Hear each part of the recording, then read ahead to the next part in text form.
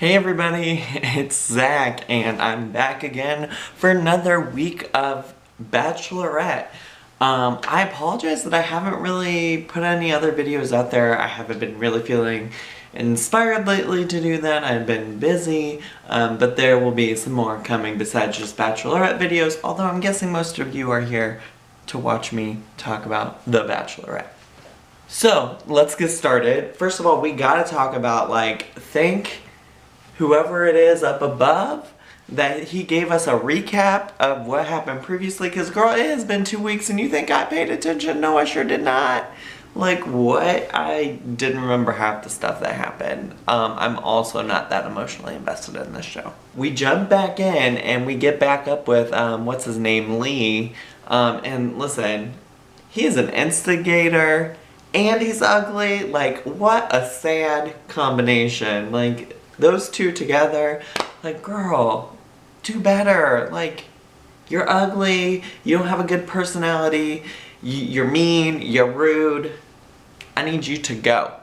So what was his, problem there at the beginning of the episode? Like, waiting, and then obviously he was looking to start a fight with Kenny. That's what I'm gonna say. He was trying to start something. But then he totally brought out that knife and he had carved a word into a piece of 2x4. Like, was that supposed to be romantic? Like, straight women, do you find stuff like that to be romantic? Because honestly, if a dude took a plain old 2x4 piece of wood and carved some word into it, I don't think I would be here for it, to be quite honest with you. I'm just being honest. I was just like, I don't know. He's such a weirdo, and it came out of the literal woodwork. Like, I don't know where it came from. He was very normal up until last episode and this episode. I'm just saying. On a side note, maybe the best little clip of this whole show was them going back and forth about the word quirks. Is it quirks? Is it quarks? Is it corks? I was just like, who are these grown men, and how fitting that later in the show they had a spelling bee, because obviously these men are illiterate. I really appreciate Dean coming through and calling Lee racist, although I wish he would have been, one, more direct and actually called it what it is, like his behavior is racist, and two, I still haven't completely forgiven him for his, tokenizing a black woman at the very beginning of this show. So, you haven't won me over yet, Dean, but I appreciate you at least calling a spade a spade. My thoughts about Rachel leading into this rose ceremony is all of these men are honestly garbage. Like, there's some people in there that are they're okay, but I'm still on team Rachel can do better than all of them, and she's independent and strong and doesn't need no man. That's what team I'm on. Can you put that in a hashtag? Because you need to. And honestly, her honesty about the pressures of being a black woman and being in this role and being the first black woman, I just really appreciate her, and she's an amazing human. She's clearly very intelligent, she's beautiful, she's very kind, she has a great heart, she's the whole package, and honestly, I'm hashtag Rachel can do better. So this rose ceremony comes up, and I continue to be so surprised that the tickle monster guy is there, because one, what a weird profession, and two, they haven't even shown him having positive interactions with her. I don't understand what his presence in the show is, if we're being honest. The results of the rose ceremony, I was sad to lose Diggy.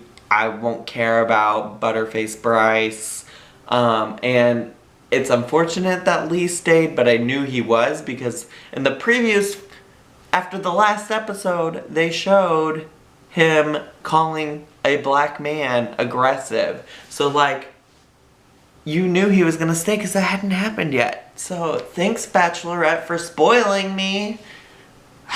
So, after the rose ceremony, all of a sudden they're jet setting to Hilton Head, South Carolina. How does this show afford this stuff? Not only did they have to ship the contestants, they had to ship their filming crew, all of their filming crew's equipment. Like, they must have some kind of, like, solid budget for that. Like, that seems so unnecessary, and it's literally on the other side of the country. I just continue to be baffled by this show, if we're being honest. It gets started in South Carolina. They have a one-on-one date with Dean, and I feel really dumb, but how are these one-on-one dates picked? Like, does she just, like, draw out of a hat? I don't know. Regardless, they got on a blimp. Dean is apparently afraid of heights, but he did it anyways. How brave. But one-on-one dates are boring. Like, I don't know. He's cute, but again, I haven't forgiven his tokenizing of black women yet. And I don't know, but I did appreciate the pettiness of them taking the blimp past all the men. That was funny. I liked that. I don't know. Yeah. Overall, boring. I did appreciate also, I guess, him having that vulnerable moment. I thought that that was real cute. I think that he is really cute. Also, why was there a guy singing randomly? Like, is he famous? Is he a famous country singer? I don't know who that was. And then they had them, like, elevated above the crowd dancing. It was kind of weird. It was kind of weird. I don't know that I would like to go on that date. That does not seem like fun. So then, they went to the world's largest group date ever. I honestly don't know if I understand how a 12-person group date works, and after watching, I'm still not sure I understood how that worked. Did she take them on a boat because she knew the literal showboating that was about to happen? Because there was a lot of showboating, and it was kind of uncomfortable. Like, not kind of, it was uncomfortable. Oh my god, the spelling bee though, listen, corny AF, one, it was super corny, but two, I was living for them shading the you know what out of those guys. Like, Iggy, when he was like, I need to spell fantastically to win this, and then misspelled fantastically. They were just shading those men left and right, and I lived for it. I was here for it because they're all kind of dumb. But Josiah was extra, which leads into one of the first big arguments and disagreements, which was Josiah versus Iggy. And honestly, I'ma stay firm in what I've said in every single video, because it seems like every single episode somebody's trying to start some drama between Rachel and another guy, and my mantra has continued to be, you only get limited time with Rachel. Why are you gonna waste that time bringing up somebody else's name? You're giving them more attention, you're taking away from time to get to know them, and honestly, Iggy, I ain't even seen you on this screen yet, so who knows if she's actually having a good time with you. And maybe that's all you wanted was some screen time, but I'm not here for it. I don't like you, Iggy, I need you to go. With that being said, Josiah was extra this episode. Like, drinking from the trophy? Like, what? And then when Iggy just, like, blatantly is like, oh my gosh, yeah, I just got done talking some mad shit about you. Like, that was extra. And then Josiah's like, what? Why would you do that? What the heck? And then out of nowhere, Josiah's like, oh, by the way, Iggy has admitted to steroids and drugs and blah, blah, blah, blah, blah. What? Not on any television show I've been watching? Where? That's like a strong allegation to come out of nowhere. Like, I hope we get some backstory on that, because that is a story I want to hear and read and see and watch.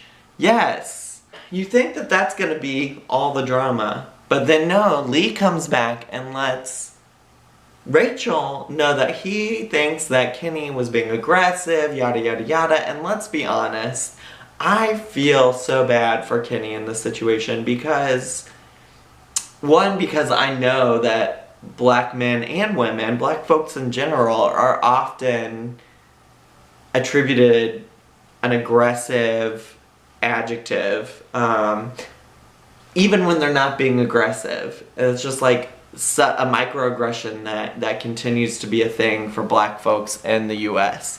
And so I get, like, why he's super frustrated by that. And I would also agree with him that, like, Did he raise his voice? Yes. Does that mean he was being aggressive? No, not any more than any of the other men in the house that raised their voice and have yelled. And like aggressive, I agree. There's usually some kind of action involved in that. And he was standing far away from Lee. Like, what? What? Lee, I need you to go. And then it really does bother me because I think I agree with Kenny. Like, it feels like Rachel is buying into that. And Lee is a monster. He's a monster. And I'm not here for it. Like I said, ugly, instigator, rude. Not a good combo. I'm not here for it. Rachel can do better, for sure. It ends with that. And then we get this clickbait again of Kenny with a bloody eye. A bloody eye. How are you gonna leave me with that kind of clickbait, Bachelorette? Like, rude. And so, I don't know, like, apparently they go on a 2-on-1 date next week, so I don't know if that means they both survived the rose ceremony. I have a lot of questions about that and why the Bachelorette likes to spoil me with their previews. And I have a question about why I have to watch 2 episodes next week. I ain't got time for that. I have a life. I have a life. But anyways, rest assured, I will watch. I will give you my thoughts. It'll happen. Okay? Alright. So I thought I would leave you with my tops and my bottoms of the week. My tops are Dean. I'm gonna put him in the top category.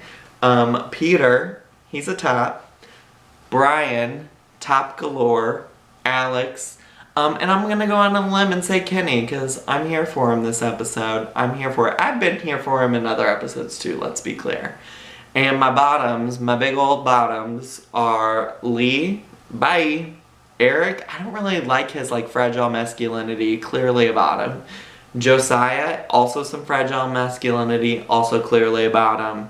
And Iggy, like, if you gotta go talk-ish about other people, you're clearly in the bottom as well. You're a bottom. So, I hope you all enjoyed another week of me reviewing The Bachelorette. If you enjoyed it, please leave a comment, hit like, subscribe, all of those things. And I hope to see you all here again next week. Bye!